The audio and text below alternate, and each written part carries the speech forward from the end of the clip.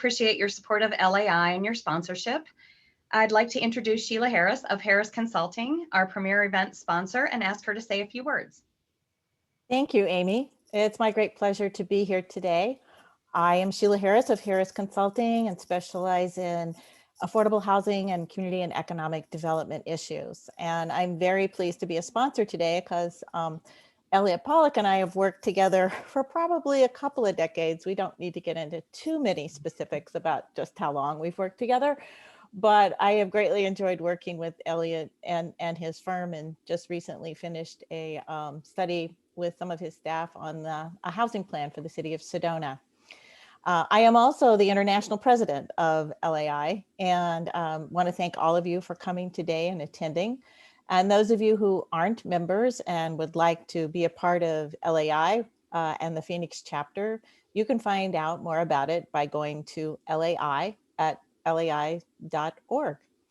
And without any further ado, because I know everybody's here to hear Elliott and his 2 or 3 slides that he just happens to bring to every event that he does. And I'm going to turn it back over to Amy to introduce Elliott. Thank you. You could have just slid right into that, but thank you, Sheila. Well, there we go. I mean, I was going to read Elliott's bio, but let's be honest. If you're on this call, you know who Elliott Pollack is. So Elliott, go ahead and take it away. Well, it's great to be here. I'm really enjoying this because what the news I have for you is essentially all good news. So let's go to the slides, first one. Okay. Let me know when it's. Let me, just give me a second. I'm going to switch over.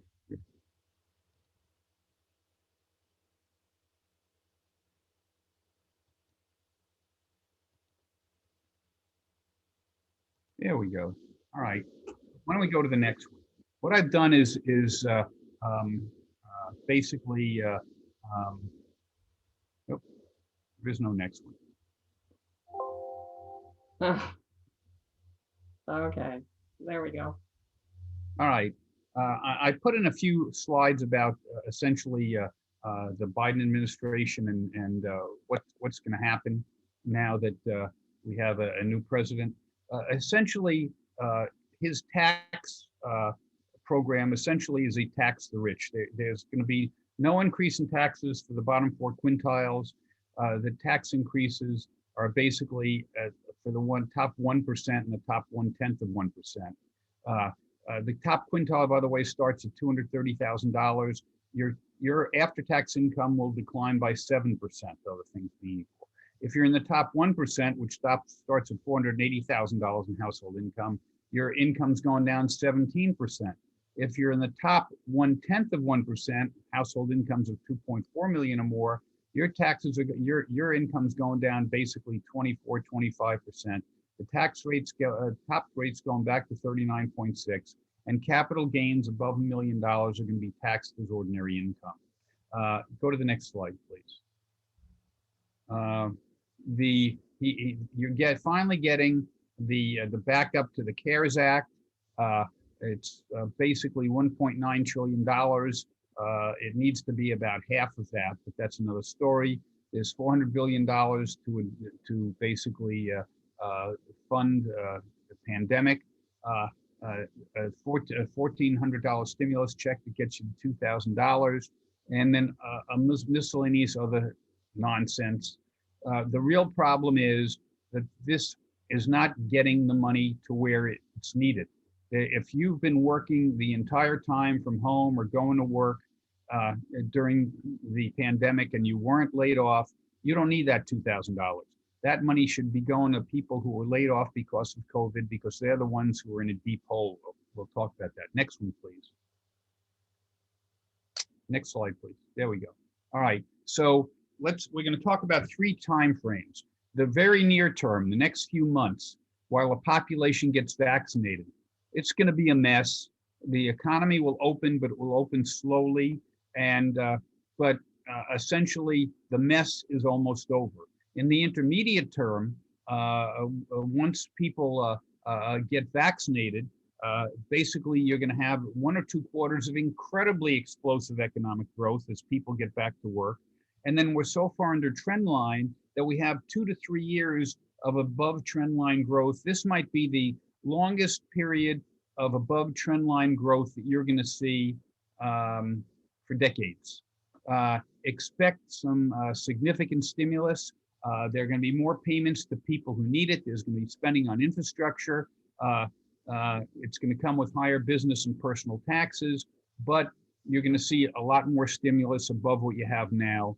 In the long term, the essentially disincentives have negative impacts. So Biden's proposals in the long run are likely to create negative incentives caused by higher taxes, expanded regulation, and forced inefficiencies. Essentially, that's going to be a problem, but it's a problem a few years from now. It's not a problem for now. Next, please. So overall, you're going to see additional monetary and fiscal stimulus combined with significant pent-up demand, high savings rates that will put pressure on interest rates sooner than anticipated, but interest rates are likely to stay relatively low for the next year or two. Look for government and more spending on healthcare by the government, relaxed immigration laws, student loan forgiveness, easier trade policies, more regulation, and forced inefficiencies. And by forced inefficiencies, I mean being forced to do things that the market isn't ready for, and in terms of things like electric vehicles, whatever, the market will get there, but to force it will essentially be very inefficient. All right, so this is where we stand today. The world is temporarily closed. Next, please. On the other hand, it's about to open. Next, please.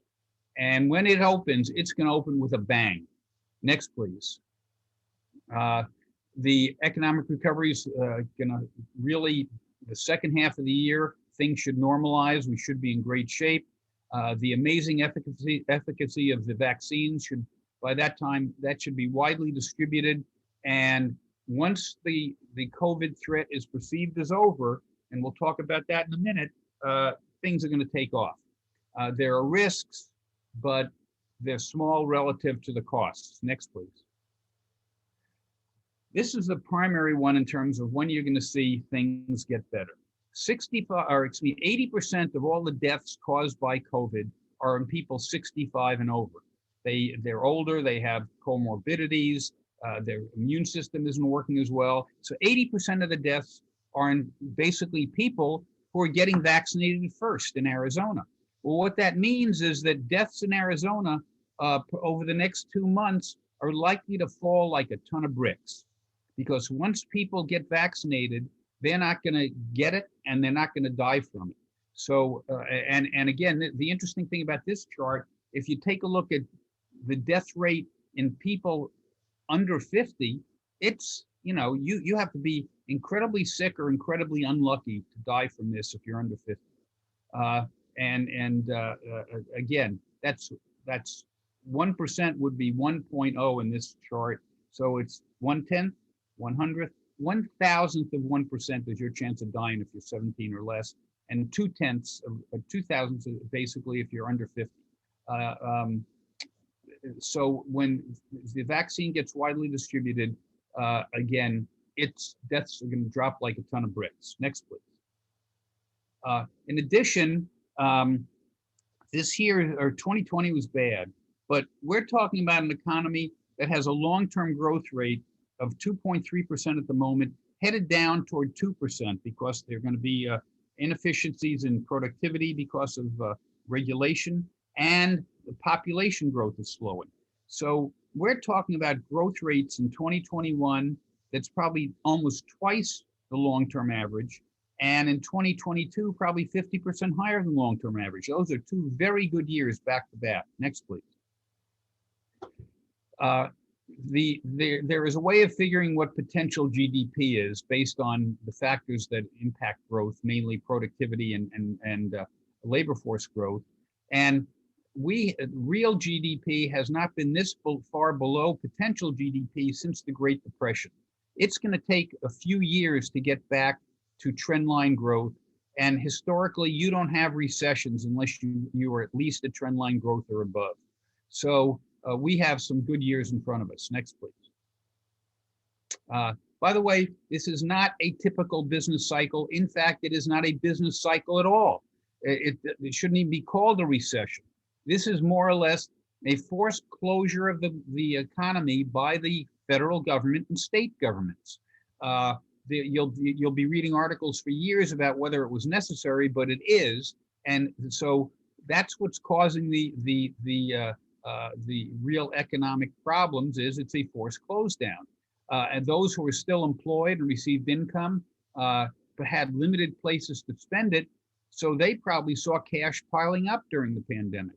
Those who could not work due to COVID are in a very difficult position because, as we'll talk about in a minute, most of those people are below median income, didn't have a lot of savings, and are having problem with rent. They're having, go back to the last one and we'll get to that. Thank you. And so again, those people are the ones that need the help. Not everybody needs help. The people who are unemployed during COVID, they need help. But don't look at any other business cycle. This is not like any other business cycle. And so comparisons are nonsense. Next, please. Okay, so what do you have? You have a significant pent-up demand. You have high savings rates. You have credit card debt that has fallen through the floor.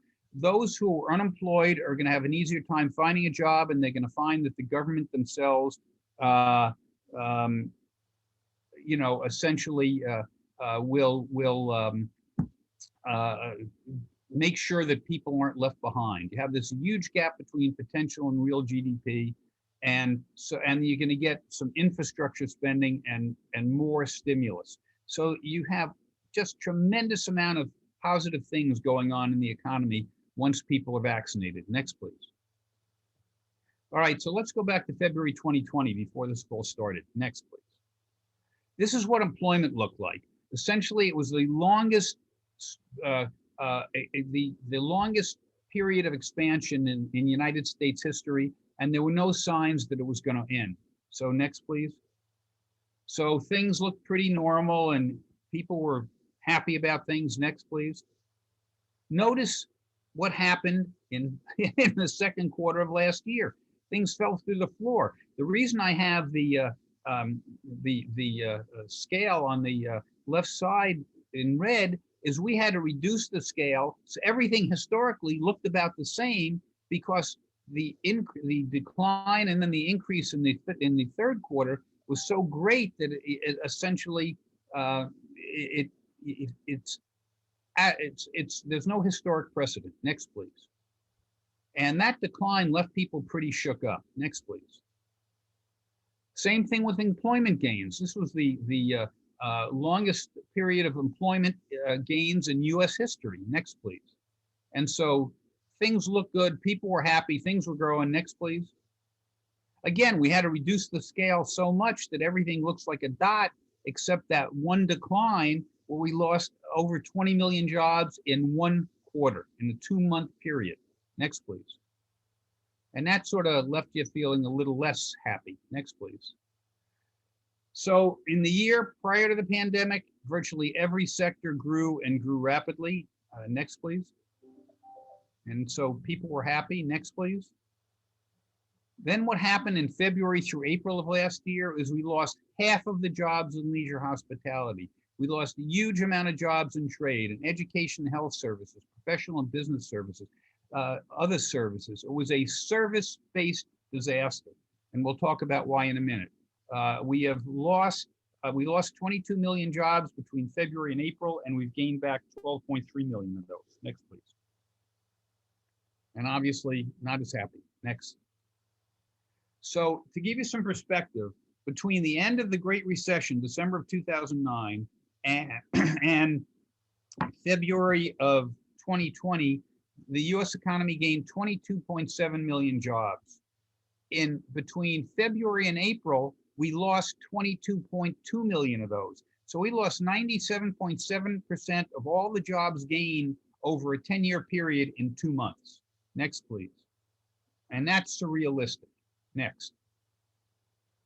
All right, good news. Consumer credit, people paid down their credit cards because they had no place to spend and they found themselves getting lots of cash. Next, please. Savings rate is way high, at least twice normal right now, and the savings rate's going up as people get the new stimulus checks. Next, please. This is an interesting one. DPI is disposable personal income, which is how much you have to spend, which is the blue line. And PCE is personal consumption expenditures, which is how much you do spend. And that's the red line. And you can see that people have been, their incomes have been way in excess, and that big blip is the first stimulus check. There'll be another stimulus check that'll blip it up again. And so there's tremendous pent up demand because people have all this money and couldn't spend it. Next, please. And what they spent on, like I said, was nothing like a recession. The blue lines are what happened during the Great Recession, and they're typical of a recession. Durable goods are what took it on the chin during the Great Recession and do during typical recessions. But and services basically were flat. This time around, it was just the opposite. Durable goods did great, but services hit the skids and really badly. Next, please. So what the blue line is what usually happens during recessions. People cut back on a lot of durables, and the whatever color that is, orange, is what happened this time around. So what did people spend on this time around? Sports and recreational vehicles, sporting equipment, newspapers and periodicals, pet products, alcohol. Let's have a drink for that one.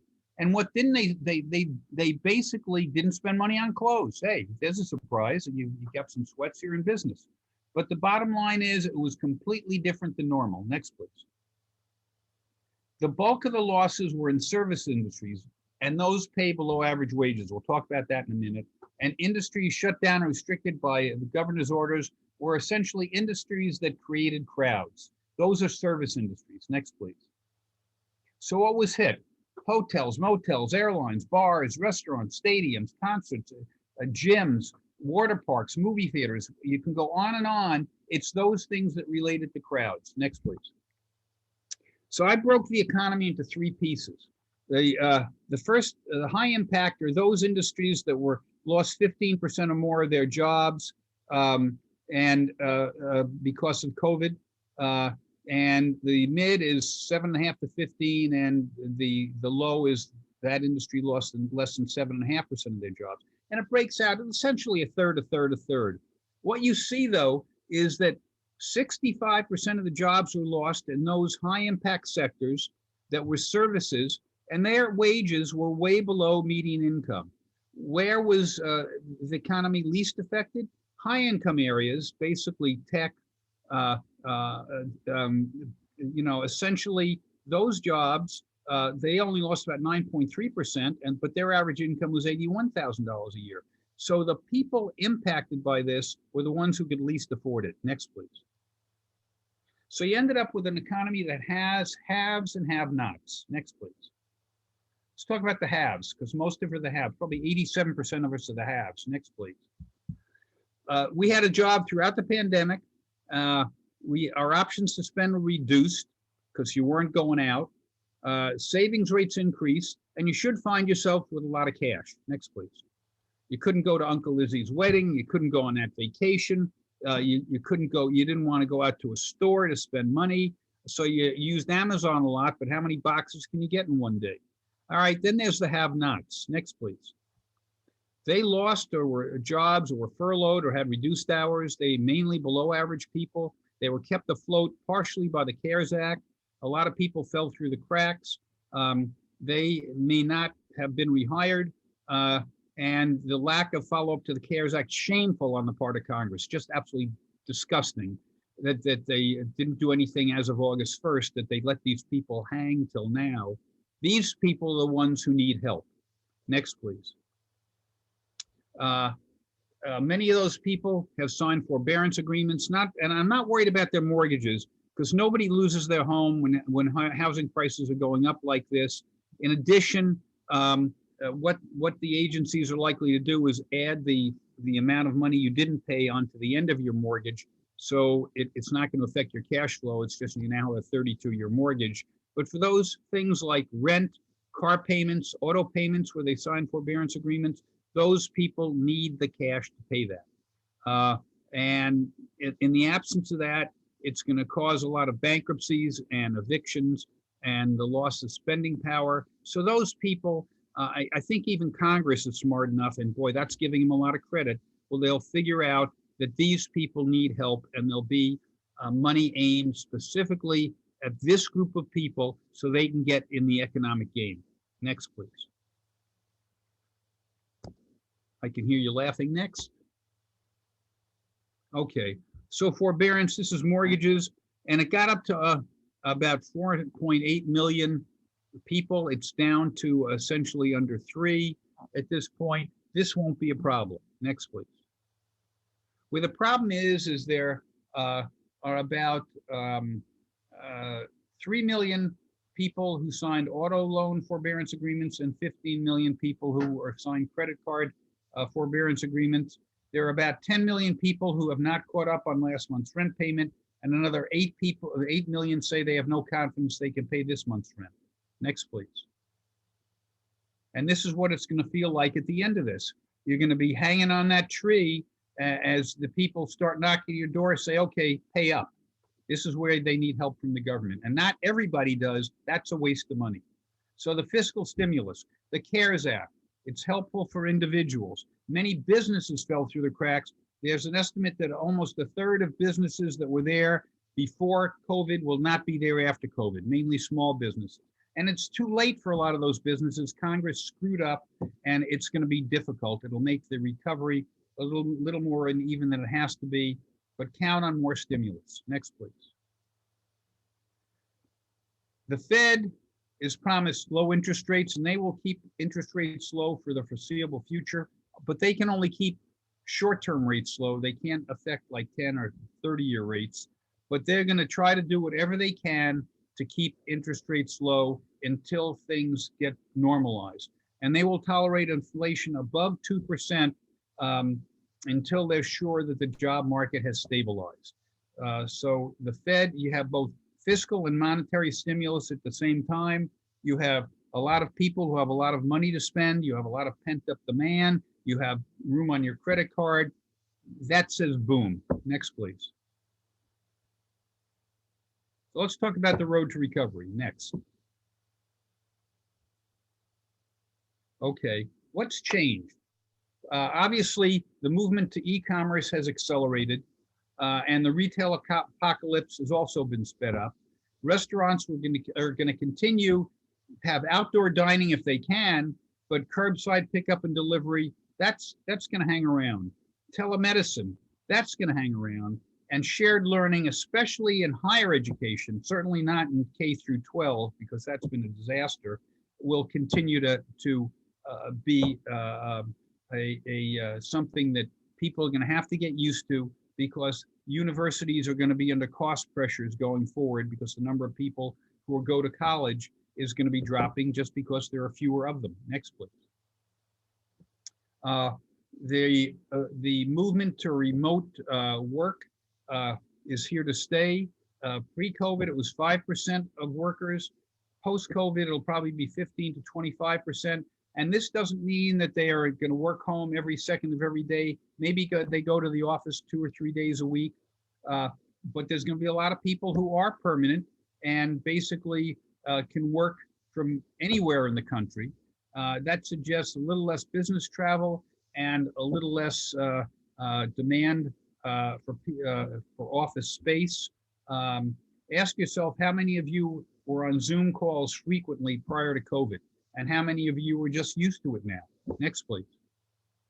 The demise of less efficient companies, which is a good thing, unless the government decides to bail out certain industries for political reasons.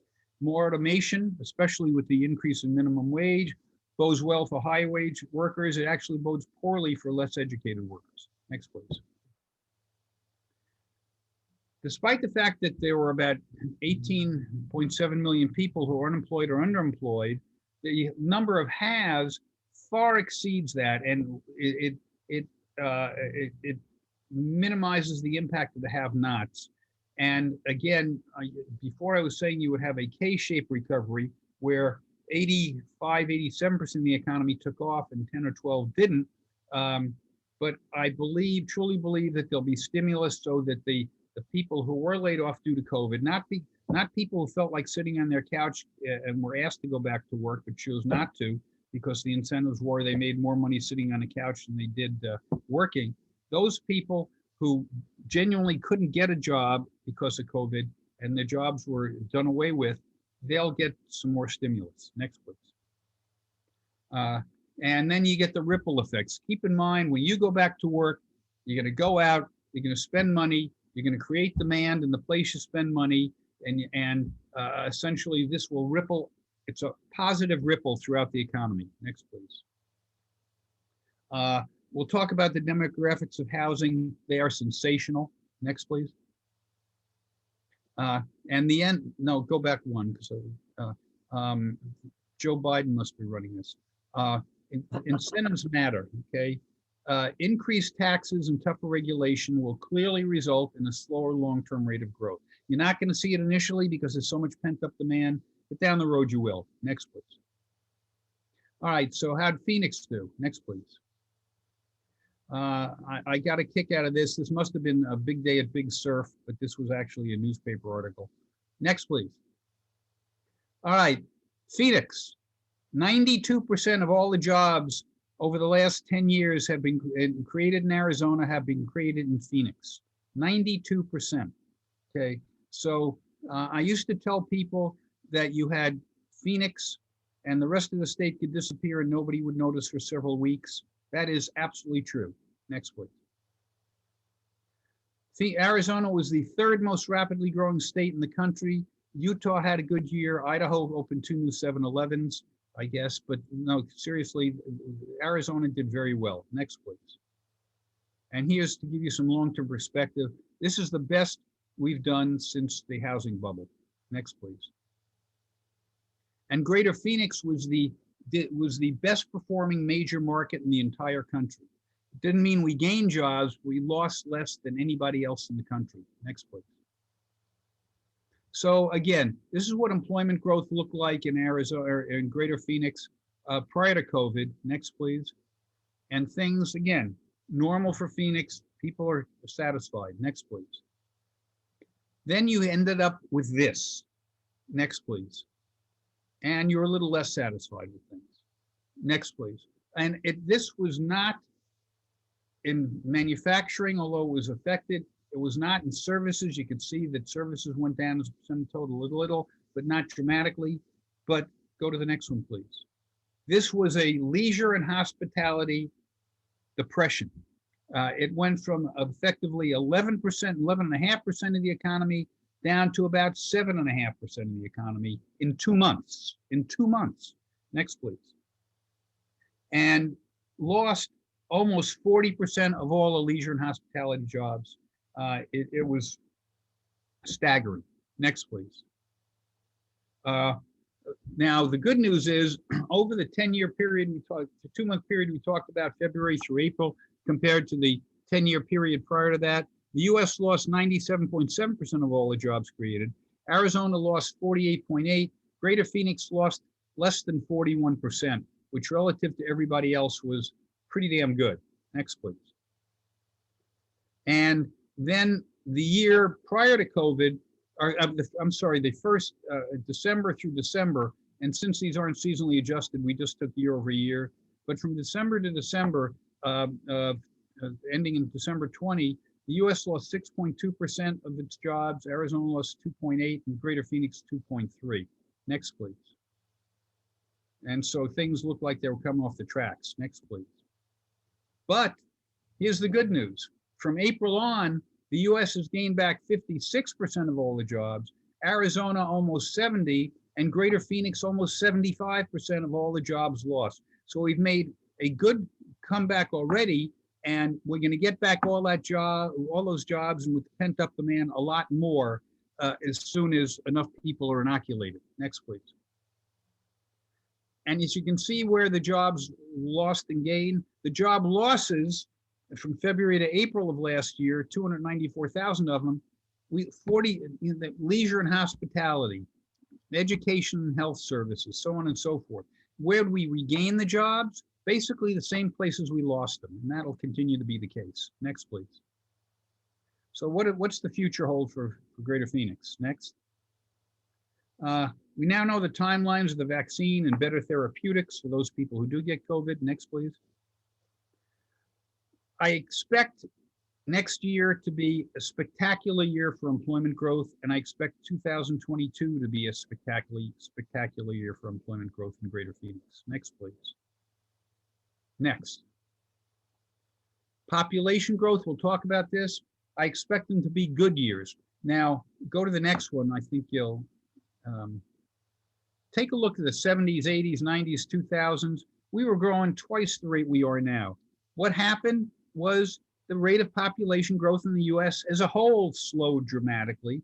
And as you will see, relative to the US as a whole, we're still doing very well.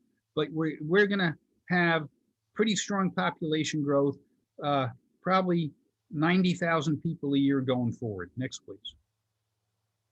Now, the 2020 data isn't out yet, but as you can see, something happened after the Great Recession. This is total movers as a percent of US population. And I'm not talking about somebody who moves from Gilbert to Chandler. I'm talking about somebody who moves from one state to another, one county to another, or internationally. And again, that number has been pretty slow and pretty steady since the Great Recession. Next, please. The good news is that the Arizona capture rate has gone through the ceiling. This is through 2019. By the time you get to 2020 data, which is next month, I think we'll be above where we were in 2005 and 6 in terms of capture rate. And this is saying almost 10% of everybody who moved from a different state, a different county, or internationally moved to Arizona. And most of those people moved to Greater Phoenix. And that's going to continue. Next, please. Why do people move? Well, during COVID, that drove about 18% of people to move. But you get the reasons that people want to move. A, they want more space. That's Phoenix. They want wide open spaces. That's Phoenix. They want a lower cost of living. That's Phoenix. And they want to buy a house because of the demographics of the population. That's becoming more and more important. And that's Phoenix. And we'll talk about why in a minute. Next, please. All right. This is the one I was getting at. This is how many times Greater Phoenix has grown in terms of population relative to the US. 2005, the height of that the bubble, it was a little more than 4 times. Well, in 2020, last year, it was more than it was in 2005. In other words, our capture rate is spectacularly high and going higher. Next, please. Good news. Next. Single family permits did better than anybody expected this year, and looks like you have a very good year coming up next year. Or actually, 2020 and 21 will be a good year. Next, please. Let's talk about single family housing. Next, I'm going to go through these quickly because there's a lot of we have one of the most significant imbalances in supply and demand. There's an undersupply of existing housing that's driving people to new homes. Next, please. And by the way, we're very affordable, but that's due to low interest rates. When interest rates go up, and I don't think it'll be anytime in the near future, but when interest rates do go up, affordability becomes more of a problem. Next, please. And that's because mortgage rates have fallen through the floor. Next, please. It's all about affordability. Next. Greater Phoenix is one of the most affordable markets in the country. Tucson's more affordable. Albuquerque's more affordable, but apparently their economies aren't strong enough to enjoy that. But we're more affordable than the 4 major Texas cities, than Salt Lake, than Las Vegas. And you want to know why California's having problems? Take a look at the right side of this slide. They have homeless problems because nobody can afford housing there, or few people can afford housing there. Next, please. And this gives you some perspective as to where we are historically. We're not that far out of line by historic nature. All right, go. Okay, the next one, please. Okay. Now, this one's the hardest one to understand. The light green is 2030 population. The dark green is 2020 population. Where the light green pops out is where the next decade population growth is going to be higher than the last decade. And where is it? Well, basically people who are in prime home buying age, 29 to about 50 and about 65 on. So that's your market. It's basically millennials, younger Gen Xers, and baby boomers who want to retire. Next, please. That's your market. Next, please. And by the way, things are going to continue because demand's too high, inventory is too low, and interest rates are going to stay low for a while. Next, please. So how did we get here? Next. Well, the 20s, or excuse me, the 2000s were a period where we built huge excess inventory. The 2010s, we absorbed all that inventory. Now we're short. Next, please. This is what happened. You can see this is homeowner vacancy rate, and it went way up because we had an excess supply. It's now the lowest it's ever been in history. Next, please. Same thing is true with rental vacancy rates. They went way up, and then they've come way down, and they haven't been this low in 40 years. Next, please. Month supply, you're down to a 1 month supply of housing, and this includes houses that are in escrow. Next, please. The cupboard is bare when it comes to houses. Next, please. Days of inventory under $350,000. How about 9 days of inventory in the market? Over 350,000. How about, what's that? 30 days? So 40 days, it's very low. Next, please. Now, this is the year-by-year population. This is 2020, and the mode, those things in red, is the millennials, and the highest years were 28, 29, and 30. In 2021, it's going to be 29, 30, and 31. Let's go to the next one. We'll take that and take a look at it. The red line is home purchase loan applications per 1,000 people. So that really goes up when you get to your 30s. This is what things look like in 2020, and you can see this the big gap between for 31 to 34-year-olds and the home mortgage purchase application line. Go to the next one. This is what it's going to look like in 2025. That whole gap will be filled. The number of people who are likely to buy homes over the next 5 years is explosive. Next, please. This shows the propensity to live in a house. Obviously, it goes up a lot between 15 and 24, but it goes up a lot again between when you get to 35. So essentially, the two biggest increases are when you're in your 20s and your 30s in terms of, and into your 40s in terms of your propensity to buy a home. Next, please. On top of that, the largest pay increase you'll probably ever see in your life, median household income goes from $80,000 in your 20s to $102,000 in your 30s. And so you've got a lot of people, you've got a higher propensity to buy a house, and they got more income. That spells good things for housing. Next thing. Next, please. Population, 85 to 90,000 people a year. We probably need 20, 25,000 housing units just to balance the supply demand. In other words, we need that more vacant units and units on the market. And we expect 25 to 28,000 units a year for the next 5 years. Next, please.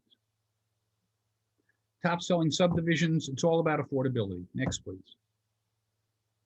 So I'm going to go through this fast. Demographics outstanding. Majority of people are haves. You got to wonder whether the have-nots would be in the market anyway. Low interest rates, extremely low inventory of new homes as well. Next, please. Supportive monetary and fiscal policy. Relocation is picking up and is likely to accelerate as the pandemic ends. People want to get out of big cities. Desire to get out of smaller rental units. You need a yard for your kid and your dog. There's more space out here. Next, please. People follow jobs, and Phoenix is booming in terms of jobs relative to other places. We have a significant imbalance. It's going to take years to get enough supply to balance that. Buyers don't cancel when prices are rising, so you're not going to get big cancellations, and you're not going to get foreclosures. Next, please. On the other hand, the negatives, those people are in forbearance. Will they likely sell their homes? I don't think they'll be forced to.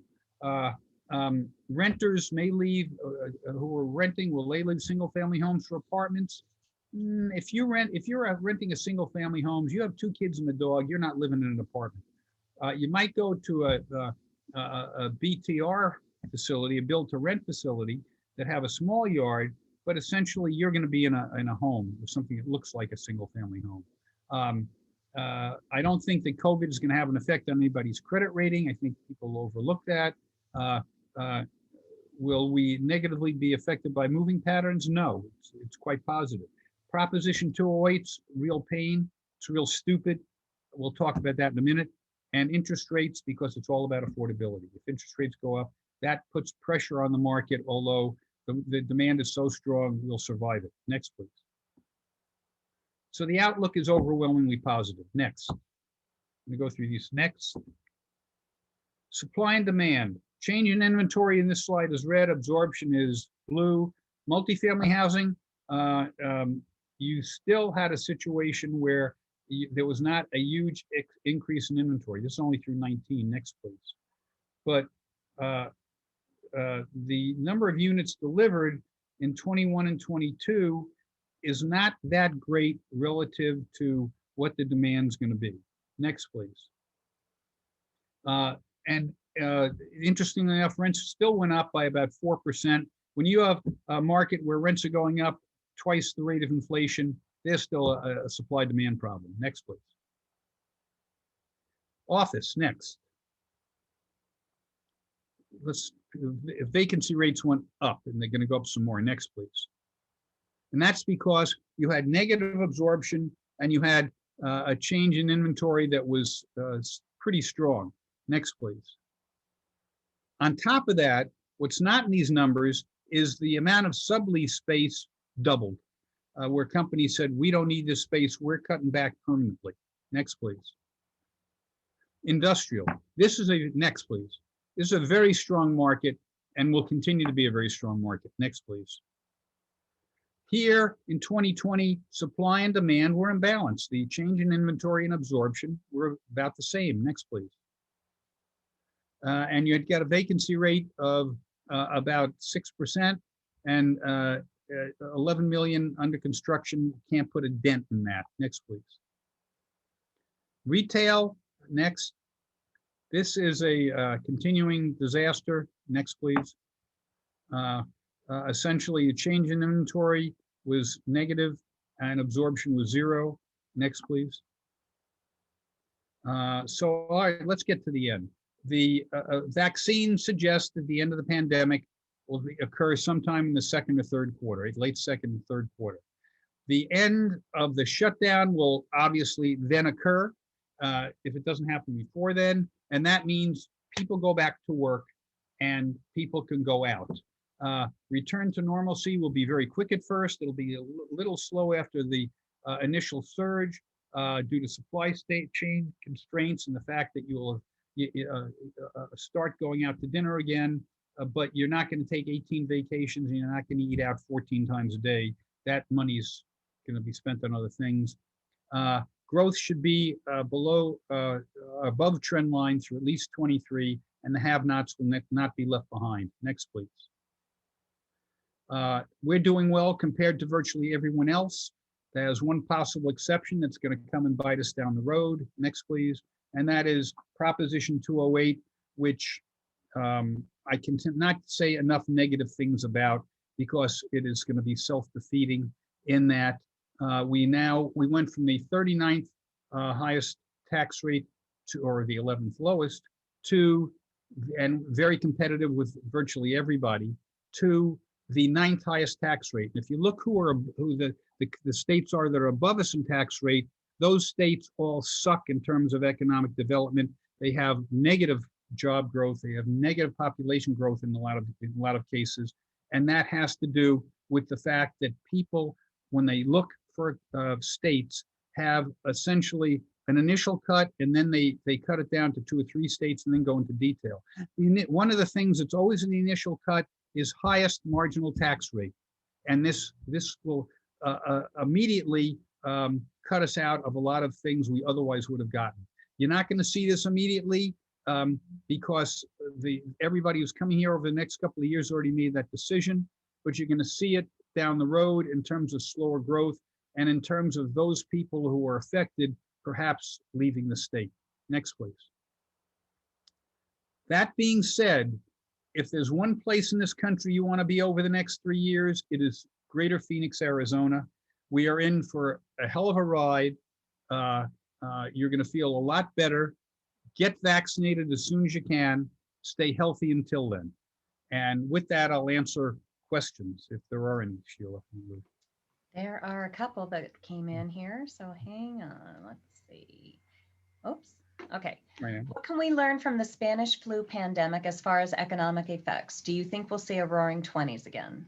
Well, I don't know if it'll be a roaring 20s for a few years.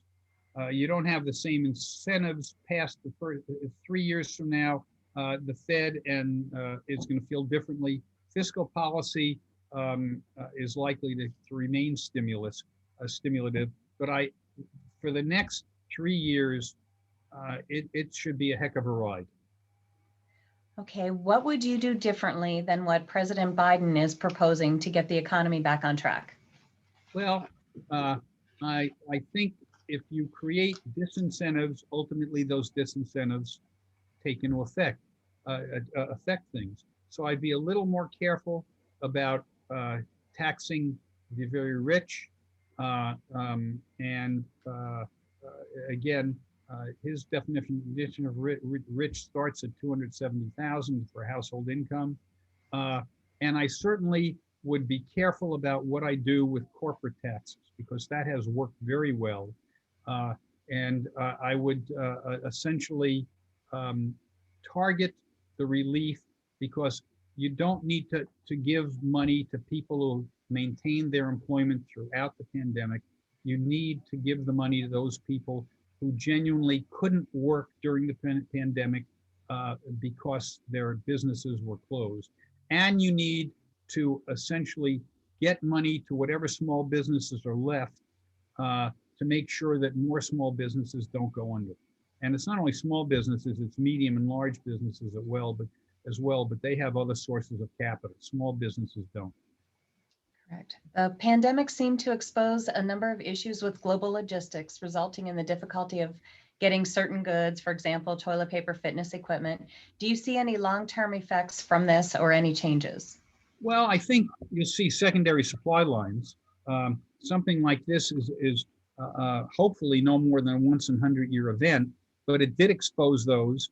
The market will adjust, but for the most part, it will adjust slowly and then get back to where there is maybe a single source, but at least a secondary source.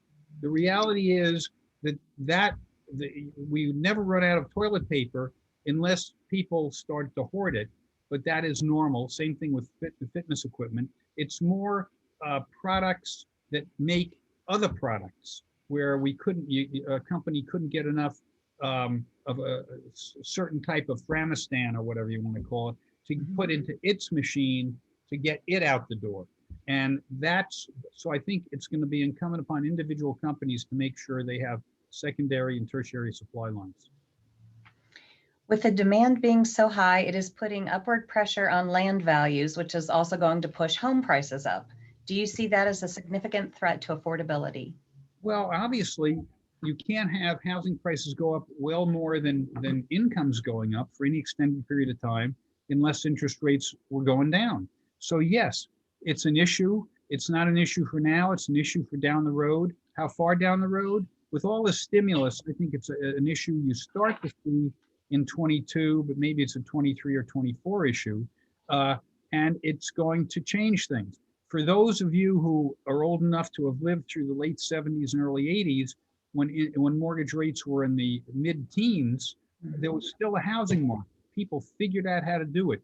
They basically did adjustable mortgages. They did mortgages that were 5 years in length, and then had much lower interest rates for the first 5 years, and then would pop up if you couldn't refinance. people are very resourceful, and given the demographics, they have to live somewhere. So I don't think the housing boom will end. I think it will slow dramatically if interest rates go up a lot. I don't think, how much is a lot? More than 1 percentage point, 1.5%. That's when you start to feel some pressure, but people will adjust. Okay, could you comment on the declining US birth rate and potential long-term impact on the US economy? Well, the interesting thing is a lot of the world is going to have huge problems. Europe's going to have huge problems. Asia's going to have huge problems. Russia's going to have huge problems because there the birth rates drop below replacement. So it's actually declining. You have populations that are declining, and there won't be enough young people to cover the cost of taking care of old people. In the US, we're not there yet, but the rate of population growth has slowed dramatically from about 0.9% a year to 5 or 0.6% a year, and it's going down. That suggests that the increase in the number of people who are entering the workforce relative to the number of people who are leaving the labor force will diminish, and that suggests slower long-term demand and slower long-term GDP growth. You take that and you take the negative incentives being put on the economy, and I would suggest to you that potential GDP growth will diminish significantly past about 23. What do you think is the runway for raw land prices to increase over the next 5 years in the West Valley? Well, I think for the next 2 years, you're in good shape. And I think it's going to take a lot of years to get enough built to get supply and demand back in balance. 5 years, I'm not going to talk about, but the next 2 to 3 years look promising. Will it be as much as it was in 2020? I doubt it. Will it continue to be upward pressure? Yeah, there will be. There's been some requests for a copy of your slides. Is that possible? Speak to Sheila. I believe she is going to be able to give out most of these. Some of this is proprietary information. We'll get your copy that has most of this information in it. And you can also go to my ArizonaEconomy.com, which is my website, and get a copy there. It'll probably be up tomorrow or the day after. And I also suggest to you that you sign up for something called the Monday Morning Quarterback, which is a free weekly thing we put out that keeps you up to date on what's going on in like a page or two. Excellent. I would just add to that, those of you that are LAI members, the session has been recorded, and you're able to go into the international website at LAI.org and view this or pass it on to your colleagues. Terrific. Thank you for that, Sheila. Thank you so much, Elliott. That was just so much information. My head is kind of spinning, but it was incredible, and you covered it so concisely and so well. I really, really appreciate it. It was a great way to kick off our very first program for 2021, and we really appreciate you. I'd like to remind everyone to mark your calendars for February 18th, where we'll have a great panel discussion on life sciences thriving in Arizona. And Sheila, can you think of anything else that we need to cover today? No, thanks everybody for coming. Thank you. And if you have any questions about becoming a member of LAI, please reach out to either Sheila or I. We're happy to help you there. Absolutely. Great. Thank you Guys, so take care. much. Thanks, Elliott. Thank you. Sheila. Bye-bye.